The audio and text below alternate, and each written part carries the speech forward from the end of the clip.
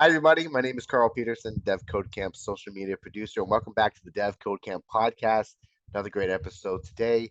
We are joined by a guest that I am so fortunate to work with week in and week out, and she is going to give insights into the admissions side of the digital world of devCodeCamp's companies. So, without further ado, what is your name, and how Hi. long have you been with devCodeCamp? Hi everyone, my name is Hannah Chandler. I'm an admissions specialist at devCodeCamp. I've been here for a few months now and it's been absolutely life-changing. So happy to be here. Well, that's great. I'm so excited that you're on the podcast. You bring a lot of good positive vibes. So I'm looking forward to hearing these answers. But starting off, what's a typical conversation like when you meet with these students every day? Yeah, of course. So what I like to do first is always get to know the individual because at devCodeCamp, it's a very individualistic process. We really take the time to get to know you as an individual, what brought you here, and what you're seeking for in future employment, because that's what this is all about. So I get to know you, your likes, your dislikes, what brought you to devCodeCamp specifically, and what you're looking for most in a coding bootcamp. Because above all else, we also want to make sure we're a good fit for you too. Yeah, that's a really good answer and also a really great way to approach the situation because nobody's the exact same. Nobody has the exact goals. Nobody wants the exact same job. So totally 100%, it has to be an individual basis because not all one thing applies to everyone. So that's great. Can you talk a little on what someone may expect when they meet with you? Maybe a little bit of details of what an informational session is. Yeah, of course. So during the info session, we will, of course, talk to you about devCodeCamp specifically, but we'll also speak to the coding industry and the data analytic industry generally. That way you can get a better feel, as well as we'll talk to you about a few reasons why this industry is so advantageous, including the flexibility, the high paying salaries, the high demand, and a few of the reasons why you yourself may be here. After that, we'll really dig into more specifics of each course, each program, what programs and tools you would learn, and their corresponding schedules. After the info session, there's actually an awesome opportunity to schedule one-on-one meetings with admission specialists.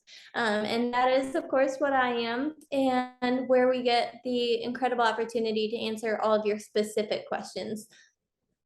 So off the top of your head, what are some of these most common questions, just one or two that usually comes up in these one-on-ones? Yeah, of course. So a lot of common questions. The first and foremost would be what makes devCodeCamp different. And my response to that question is that devCodeCamp is very much a boutique style company. It has the resources of a large company, but as far as the process and the learning experience with instruction, we focus on you as an individual. And that includes all the way up until your time with career services. Great, Hannah. So what personally motivates you? So just in the current role you have, what's the motivational drive? My motivational drive is helping the underdogs. And that's a lot of the reason I was attracted to the mission of devCodeCamp. They are helping transform people's lives on a day-to-day basis, and that's the coolest thing to experience in my job.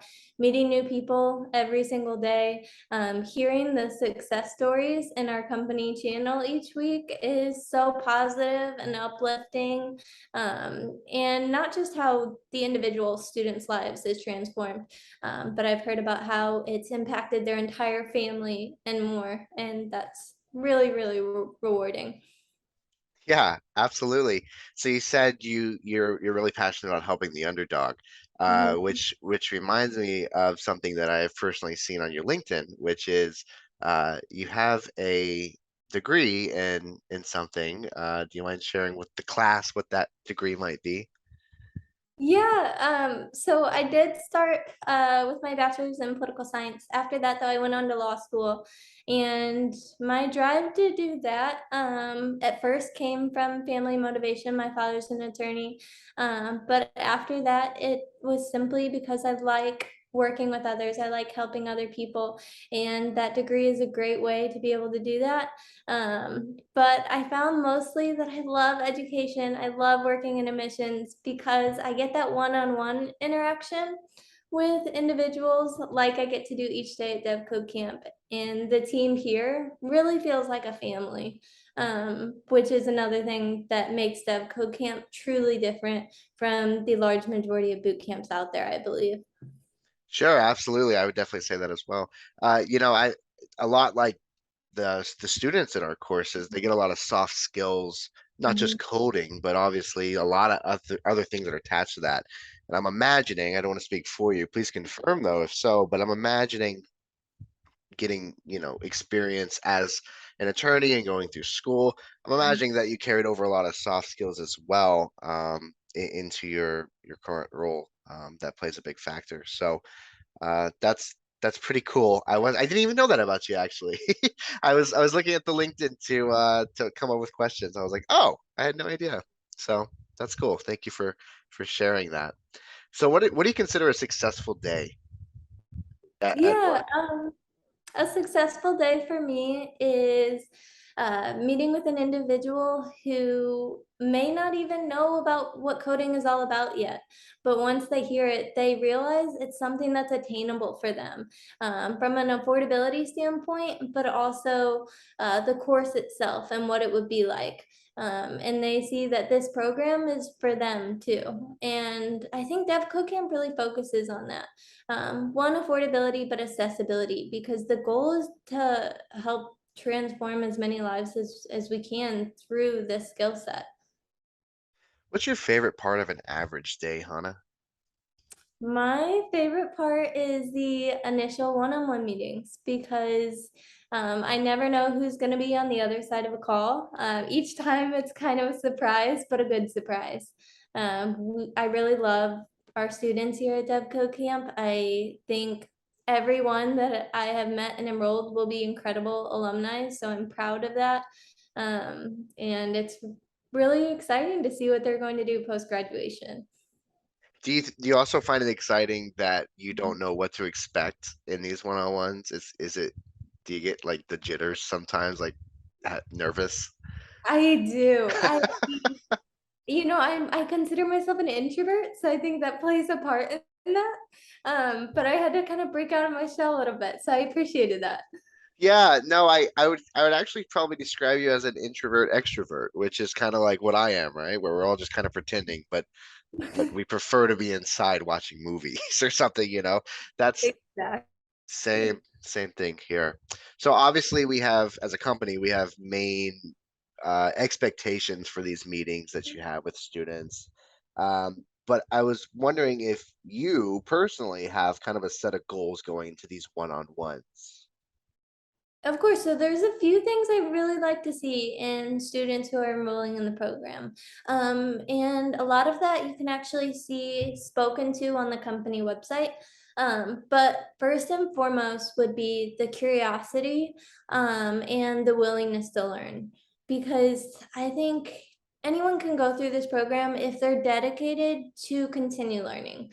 And part of that is simple things like showing up to class and doing the project work. But with my own experience in education, I know that if you have the heart to continue learning, that'll make all the difference.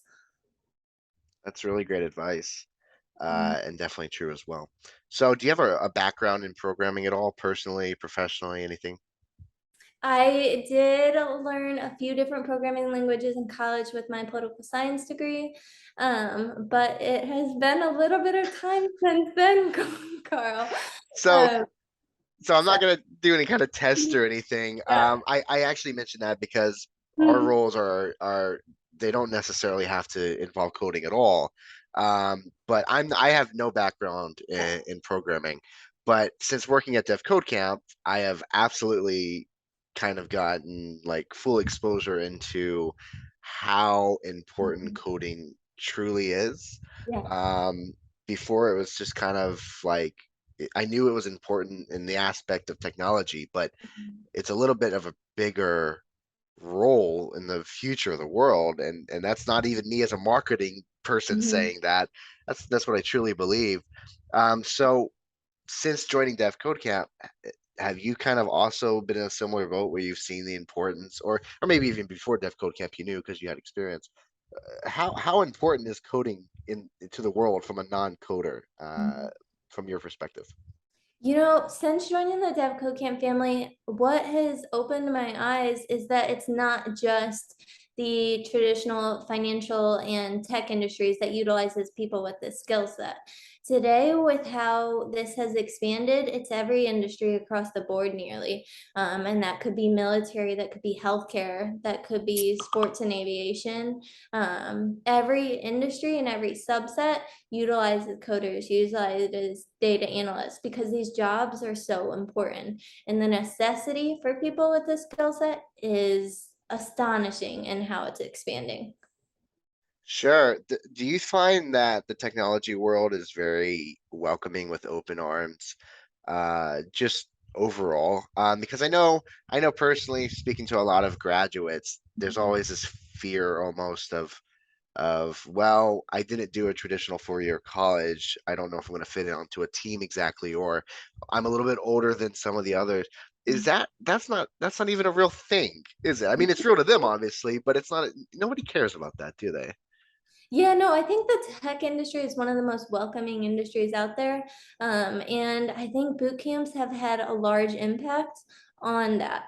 Especially, of course, devCodeCamp. Camp. Everyone here is the most welcoming group of people I've ever met, and I don't take that lightly.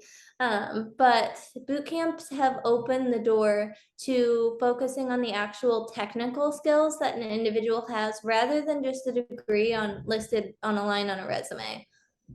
Sure, and which is fantastic because whether it's this industry, whatever industry, people are always more than just lines on a resume. So it's really good that the technology industry as a whole gets to kind of embellish that, or not embellish that, but welcome that.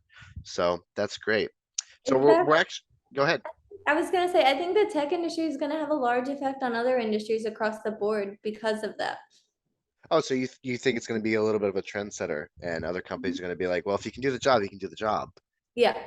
That's great. I hope so. That'd be wonderful. So we're wrapping up actually. We have two more questions left together. I thank you so much for your time. So the first of the two last are, is there anything that you wish every person knew like automatically before getting into one of these calls with you? Either if it's about Dev Code Camp or about yourself or about the course, anything at all. Yeah, of course. I would say I wish I knew that our primary goal is to help them to see what their goals and their dreams are. That's why we're here. That's the main priority of our jobs. And that is our goal. So we want to help you, and that is not just about enrolling you. That seeing and hearing about your background, hearing about your family, and hearing about what you think you would enjoy doing from day to day. So I said we had two more left, but I have a follow-up question to that. So two and a Okay. half, let's call it. Yeah. Um, so you mentioned it's not just about enrolling. So obviously there's, I'm sure there's people that you speak to in these information session or one-on-ones or whatever. I'm sure that there's some people that do not enroll for whatever reason. Um, Obviously we do have a goal of helping that person as much as we can, Yeah. and that obviously, like you said, doesn't always mean you have to enroll for us to help. So if somebody for whatever reason wasn't able to enroll, what would the next step be from your end? The company policy and my policy as an individual is the door is always open. We are always going to be here down the road when you have questions.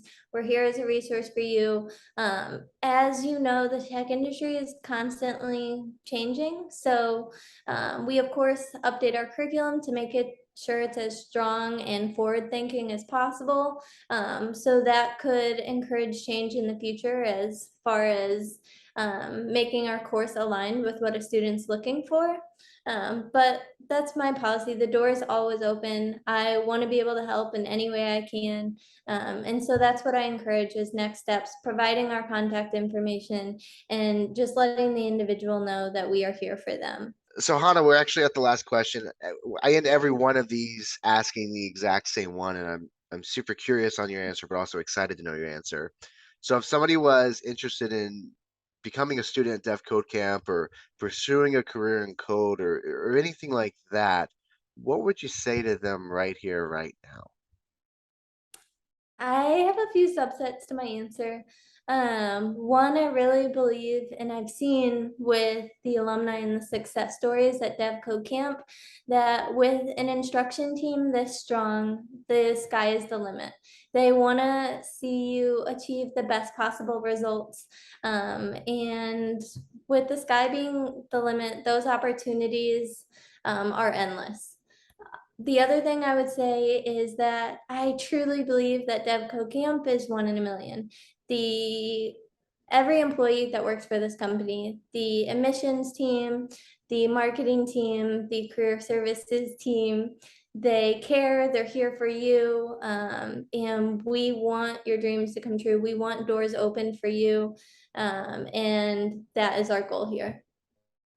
That's a fantastic answer as well. I've said that a handful of times during this interview, and I definitely meant every one of them. And even if I didn't say it, I surely was thinking it. So, Hannah, thank you so much for your time. I really appreciate it.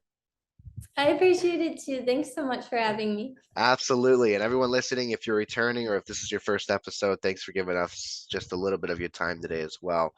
You can find us on YouTube, youtube.com/devcodecamp, or just type in devcodecamp on anything and everything. And if we have a profile, you'll find it under that. But this specific podcast, you can find us on Spotify and a few other of your favorite platforms to listen to podcast on. And we'll catch you in the next one, hopefully. Hannah, have a wonderful rest of your day, and thanks so much again. Thank you. Bye, everybody.